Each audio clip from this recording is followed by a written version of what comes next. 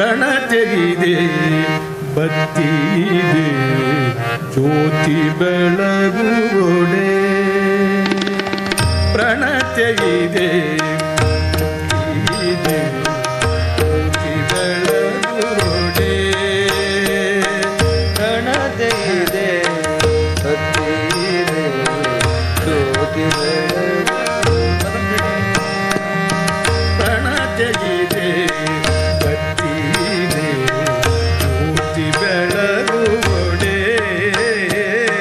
ಪ್ರಣತೆಗಿದೆ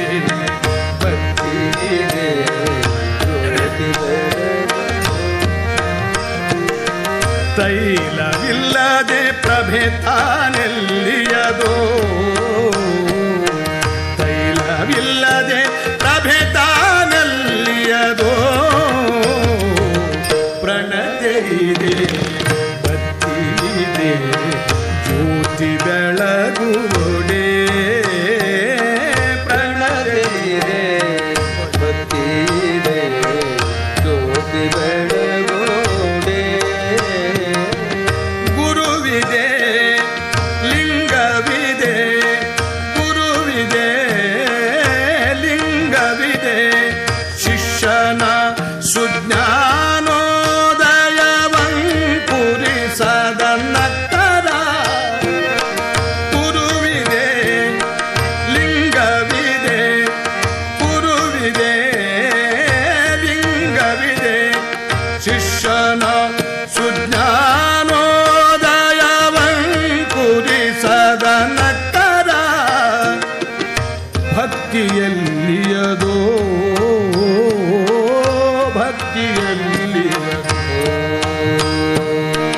ಸೋಹಂ ಎಂಬುದ ಕೇಳಿ ದಾಸೋಹವ ಮಾಡದಿದ್ದೋಡೆ ಸೋಹಂ ಎಂಬುದ ಕೇಳಿ ದಾಸೋಹವ ಮಾಡದಿದ್ದೋಡೆ ಸೋಹಂ ಎಂಬುದ ಕೇಳಿ ದಾಸೋಹವ ಮಾಡದಿದ್ದೋಡೆ ಸೋಹಂ ಎಂಬುದ ಕೇಳಿ ದಾಸೋಹವ ಮಾಡದಿದ್ದೋಡೆ ಸೋಹಂ ಎಂಬುದ ಕೇಳಿ ದಾಸೋಹವ ಮಾಡದಿದ್ದೋಡೆ ಅತಿಗಳೆವ ಗುಹೇಶ್ವರ ಅತಿಗಳೆವ ಗುಹೇಶ್ವರ ಪ್ರಣತೆಯಿದೆ ಅತ್ತಿದೆ ಜ್ಯೋತಿ ಬೆಳಗುವೊಡೆ ತೈಲವಿಲ್ಲದೆ ಪ್ರಭೆ ತಾನೆಲ್ಲಿಯದೋ ತೈಲವಿಲ್ಲದೆ ಪ್ರಭೆ ತಾನೆಲ್ಲಿಯದೋ ಪ್ರಣತೆಯಿದೆ ಅತ್ತಿದೆ ಜ್ಯೋತಿ ಬೆಳಗುವೊಡೆ ಜ್ಯೋತಿ ಬೆಳಗುವೊಡೆ ಜ್ಯೋತಿ ಬೆಳಗುವೊಡೆ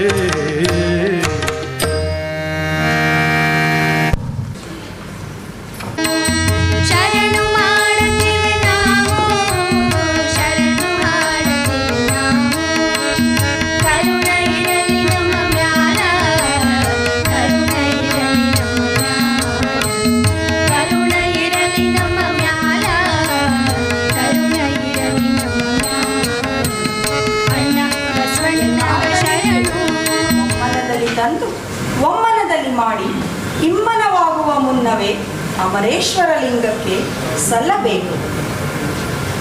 ಎನ್ನಾಡನೆ ಕೇಳು, ಒಮ್ಮನದಲ್ಲಿ ತಂದು ಒಮ್ಮನದಲ್ಲಿ ಮಾಡಿ ಇಮ್ಮನವಾಗುವ ಮುನ್ನವೇ ಅಮರೇಶ್ವರ ಲಿಂಗಕ್ಕೆ ಸಲ್ಲಬೇಕು. ಎನ್ನಾಡನೆ ಕೇಳು, ಒಮ್ಮನದಲ್ಲಿ ತಂದು ಒಮ್ಮನದಲ್ಲಿ ಮಾಡಿ ಇಮ್ಮನವಾಗುವ ಮುನ್ನವೇ ಅಮರೇಶ್ವರ ಲಿಂಗಕ್ಕೆ ಸಲ್ಲಬೇಕು. ಅಂಗಕ್ಕೆ ಬಡತನವಲ್ಲದೆ ಮನಕ್ಕೆ ಬಡತನ ಉಂಟೆ? ಬೆಟ್ಟ ಬಲ್ಲಿತ್ತೆಂದರೆ ಉಳಿಯ ಮೊನೆಯಲ್ಲಿ ಬಡತನವಿದ್ದರೆ ಒಡೆಯದೆ. ಘನ ಶಿವಭಕ್ತರಿಗೆ ಬಡತನವಿಲ್ಲ, ಸತ್ಯರಿಗೆ ದುಷ್ಕರ್ಮವಿಲ್ಲ. ಎನಗೆ ಮಾರಯ್ಯ ಪ್ರಿಯ ಅಮರೇಶ್ವರ ಲಿಂಗವುಳ್ಳನಕ್ಕ ನನಗಾರ ಹಂಗಿಲ್ಲ ಮಾರಯ್ಯ. ಲಕುಮಿ, ಲಕುಮಿ, ಬಂದೆಯ ಎನ್ನಾಳ್ದನೆ? ನಾನೆಂತ ಆಳ್ದವನು ಲಕುಮಿ? ಮನಸ್ಸಿನ ಆಳಾಗಿ ನಿಂತಿರುವೆ. ಕಾಯಕದಲ್ಲಿ ಮನಸ್ಸು ನಿಲ್ಲುತ್ತಾ ಇಲ್ಲ. ನೀನಾದರೂ ದಾರಿ ತೋರಿಸು. ದಾರಿ ತೋರಿಸಲು ನಾನು ಯಾರು? ನೋಡಲು ನೀನಾರು? ನೀನು ಸತಿ, ನಾನು ಪತಿ. ಸತಿಯು ಪತಿಗೆ ನೆರವಾಗಬೇಕಲ್ಲವೇ? ಇದೇನು ಮಾರಯ್ಯ, ಹಾಳೂರಿನಲ್ಲಿ ಕೋಟೆ ಬೀಳುವಾಗ ಆಸರೆಗೆಂದು ಕೋಲು ಹಿಡಿಯುವುದಕ್ಕೆ ನೀನು ನನ್ನನ್ನು ಕರೆದಂತಾಯಿತು. ನೀರಲ್ಲಿ ಮುಳುಗುವವನಿಗೆ ಹುಲ್ಲು ಕಡ್ಡಿಯು ಆಸರೆಯಾಗಬಹುದಲ್ಲವೇ? ಮಾತು ಅದಲ್ಲ, ದಾಂಪತ್ಯ ಧರ್ಮದ್ದು. ಸತಿ ಪತಿ ಬೇರೆ ಬೇರೆಯೇ, ನೋಡಲು ದೇಹ ಬೇರೆ ಬೇರೆ, ಕೇಳಲು ಹೆಸರು ಬೇರೆ ಬೇರೆ. ಆದರೆ ನಮ್ಮಿಬ್ಬರ ಪ್ರಾಣ ಚೈತನ್ಯಗಳು ಒಂದೇ ಅಲ್ಲವೇ? ನಮ್ಮಿಬ್ಬರ ಕೂಟದ ಸುಖ ಸಂವೇದನೆ ನಿನಗೆ ಬೇರೆ, ನನಗೆ ಬೇರೆಯೇ?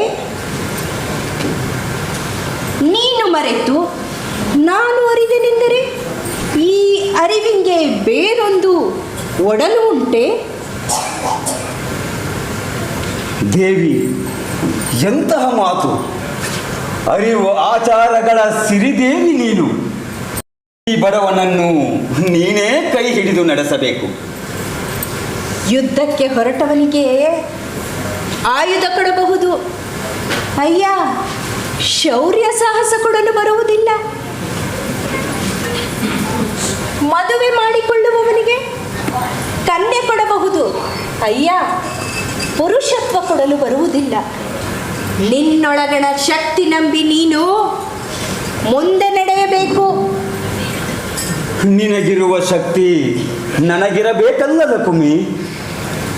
ಶಕ್ತಿ ಸಾಮರ್ಥ್ಯ ಎನ್ನುವುದು ಹೊರಗಿನಿಂದ ಬರುವುದಿಲ್ಲ, ನಮ್ಮೊಳಗೆ ಇವೆ ಅವು. ಅವನ್ನು ಪಳಗಿಸಿ ಸಂಪಾದಿಸಿ ಸಮರ್ಥರಾಗಬೇಕು.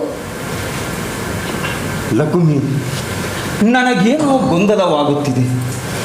ಈ ಕಾಯವಿದ್ದರೆ ಕಾಯಕದ ಚಿಂತೆ, ಕಾಯಕ ಮಾಡಿದರೆ ದಾಸೋಹದ ಚಿಂತೆ. ಈ ಎಲ್ಲ ಚಿಂತೆಗಳನ್ನು ನೀಗಿ ನಿಶ್ಚಿಂತನಾಗಲು ನನಗೆ ಕೈಲಾಸವೇ ಬೇಕೆನಿಸುತ್ತಿದೆ. ಮಾರಯ್ಯ, ನೀನು ಪಲಾಯನವಾದಿಯಾದೆ ನೋಡು. ಕೈ ಹಿಡಿದ ಸತಿಯ ಬಿಟ್ಟು, ಮಾಡಬೇಕಾದ ಕಾಯಕ ಬಿಟ್ಟು, ಕೈಲಾಸದ ಜೀವನಕ್ಕೆ ಹಂಬಲಿಸುವುದು ಎಂದರೆ ಈ ಬದುಕಿಗೆ ಬೆನ್ನು ತೋರಿಸಿದಂತೆ. ಇದರಿಂದ ಕೈ ಹಿಡಿದ ಸತಿಗೂ ದ್ರೋಹ, ಮಾಡಬೇಕಾದ ಕಾಯಕಕ್ಕೂ ದ್ರೋಹ.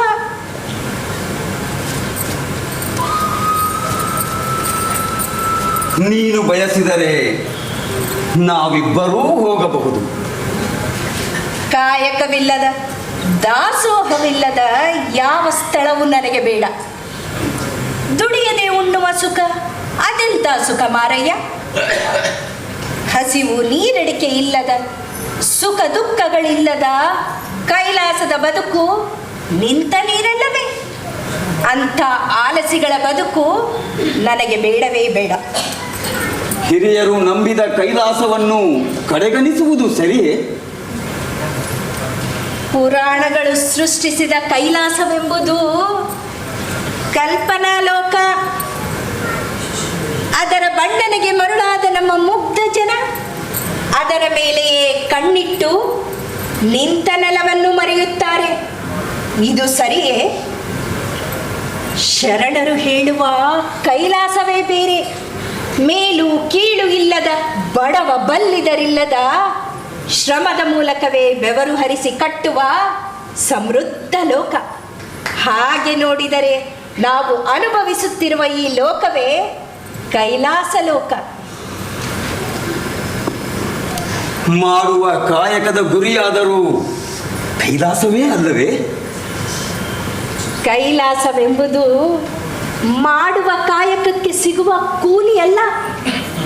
ನನ್ನ ಅನುಭವದಲ್ಲಿ ಕಾಯಕದ ಸುಖವು ಕೈಲಾಸಕ್ಕಿಂತಲೂ ಮಿಗಿಲಾದದ್ದು. ಕಾಯಕದಿಂದಲೇ ಉತ್ಪಾದನೆ, ಕಾಯಕದಿಂದಲೇ ಸಂಪಾದನೆ, ಕಾಯಕದಿಂದಲೇ ಸಮಾಜ ಜೀವನ, ಕಾಯಕದಿಂದಲೇ ಸಮೃದ್ಧ ಜೀವನ. ಕಾಯಕವಿಲ್ಲದಿರೆ ಏನಿದೆ ಹೇಳು? ನಿನ್ನ ಮಾತು ಮನವರಿಕೆಯಾಗುತ್ತಿದೆ. ಶರಣು ಮಾಡುತ್ತೇವೆ ನಾವು, ಶರಣು ಹಾಡುತ್ತೇವೆ ನಾವು, ಶರಣು ಮಾಡುತ್ತೇವೆ ನಾವು, ಶರಣು ಹಾಡುತ್ತೇವೆ ನಾವು. ಕರುಣ ಇರಲಿ ನಮ್ಮ ಮ್ಯಾಲ, ಕರುಣ ಇರಲಿ ನಮ್ಮ ಮ್ಯಾಲ, ಕರುಣ ಇರಲಿ ನಮ್ಮ ಮ್ಯಾಲ, ಕರುಣ ಇರಲಿ ನಮ್ಮ ಅಣ್ಣ ಬಸವಣ್ಣನ ಶರಣ. ಕಾಯಕ ಮತ್ತು ಗುರು ದರ್ಶನ ಬೇರೆಯಲ್ಲ ಬೇರೆಯಲ್ಲ, ಕಾಯಕ ಮತ್ತು ಲಿಂಗ ಪೂಜೆ ಬೇರೆಯಲ್ಲ ಬೇರೆಯಲ್ಲ, ಕಾಯಕ ಮತ್ತು ಜಂಗಮ ಸೇವೆ ಬೇರೆಯಲ್ಲ ಬೇರೆಯಲ್ಲ, ಸತಿ ಮತ್ತ ಪತಿ ಬೇರೆಯಲ್ಲ ಬೇರೆಯಲ್ಲ. ಬೇರೆ ಅಲ್ಲ ಬೇರೆ ಅಲ್ಲ. ಹೊಲದಲ್ಲಿ ಬೆವರು ಸುರಿಸುವ ರೈತ ಕಾಯಕ ಯೋಗಿ, ಕಾಯಕ ಯೋಗಿ. ಹೊಲದಲ್ಲಿ ಬೆವರು ಸುರಿಸುವ ರೈತ ಕಾಯಕ ಯೋಗಿ, ಕಾಯಕ ಯೋಗಿ. ಕಾಯಕ ಯೋಗಿ, ಕಾಯಕ ಯೋಗಿ, ಕಾಯಕ ಯೋಗಿ, ಕಾಯಕ ಯೋಗಿ. ಯಂತ್ರದ ಜೊತೆಗೆ ದುಡಿಯೋ ಕಾರ್ಮಿಕ ಕಾಯಕ ಯೋಗಿ, ಕಾಯಕ ಯೋಗಿ. ಯಂತ್ರದ ಜೊತೆಗೆ ದುಡಿಯೋ ಕಾರ್ಮಿಕ ಕಾಯಕ ಯೋಗಿ, ಕಾಯಕ ಯೋಗಿ. ಕಾಯಕ ಯೋಗಿ, ಕಾಯಕ ಯೋಗಿ, ಕಾಯಕ ಯೋಗಿ, ಕಾಯಕ ಯೋಗಿ. ಮಕ್ಕಳ ಮನವನ್ನು ಅರಳಿಸೋ ಶಿಕ್ಷಕ ಕಾಯಕ ಯೋಗಿ, ಕಾಯಕ ಯೋಗಿ. ಮಕ್ಕಳ ಮನವನ್ನು ಅರಳಿಸೋ ಶಿಕ್ಷಕ ಕಾಯಕ ಯೋಗಿ, ಕಾಯಕ ಯೋಗಿ. ಕಾಯಕ ಯೋಗಿ, ಕಾಯಕ ಯೋಗಿ, ಕಾಯಕ ಯೋಗಿ, ಕಾಯಕ ಯೋಗಿ. ಯೋಗಿಯ ಉಪಚಾರ ಮಾಡೋ ವೈದ್ಯ ಕಾಯಕ ಯೋಗಿ, ಕಾಯಕ ಯೋಗಿ.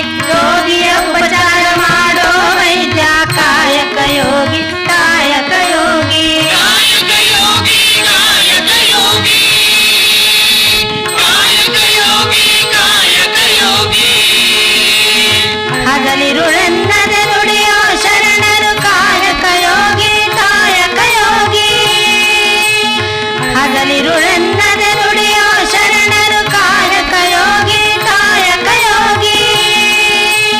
ಕಾಯಕ ಯೋಗಿ, ಕಾಯಕ ಯೋಗಿ, ಕಾಯಕ ಯೋಗಿ, ಕಾಯಕ ಯೋಗಿ. ಕಾಯಕ ಯೋಗಿ, ಕಾಯಕ ಯೋಗಿ. ಆ ತಾಯಿ ಮಾತಾಡಿದರ ಮಾತಲ್ಲ, ಮುತ್ತು ಮುತ್ತು ಉದುರುತ್ತವ. ನನಗಂತೂ ಇದು ರಂಗಮಂಟಪವೋ ಅನುಭವ ಮಂಟಪ ಅನ್ನೋದೇ ಗೊತ್ತಾಗ್ಲಿಲ್ಲ. ಶರಣರು ಬಳಸಿದ ಜಾಗ ಅಂದ್ರ ಅದು ಅನುಭವ ಮಂಟಪನ? ಅಲ್ಲ, ಆ ಲಕ್ಕಮ್ಮನ ಮಾತಿನಾಗ ಅದೆಂತ ಬೆಳಕು ಕಂಡಿ.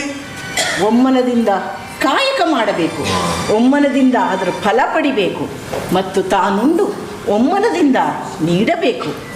ನಟಿ, ಈ ಒಮ್ಮನ ಅನ್ನೋ ಪದ ಅಷ್ಟೇನು ಸರಳಿಲ್ಲ ನೋಡು. ಒಮ್ಮನ ಅಂದ್ರ ಒಂದೇ ಮನಸ್ಸು, ಮಾಡುವಾಗ ನೀಡುವಾಗ ಮನಸ್ಸು ಚಂಚಲ ಆಗ್ಬಾರ್ದು. ಈ ಒಮ್ಮನ ಅನ್ನೋ ಪದಕ್ಕ ಇನ್ನೂ ಒಂದು ಅರ್ಥ ಐತೆ ನೋಡು. ಓಹೋ. ಅದೇನಪ್ಪ ಅಂದ್ರ ಅದು ಅಳೆಯುವಂತ ಮಾಪ. ಒಮ್ಮನ ಅಂದ್ರ 4 ಸೊಲಿಗೆ, ಅರ್ಥಾತ್ 4 ಸೇರು. ಇಮ್ಮನ ಅಂದ್ರ ಅದು ಡಬಲ್ ಅಂದ್ರ 8 ಸೊಲಿಗೆ, ಅರ್ಥ 8 ಸೇರು. ಹೇಳ್ತಾ ಶರಣರು ಬಳಸಿದ ಪದಗಳು ಬಹಳ ಅರ್ಥ ಕೊಡ್ತಾವ.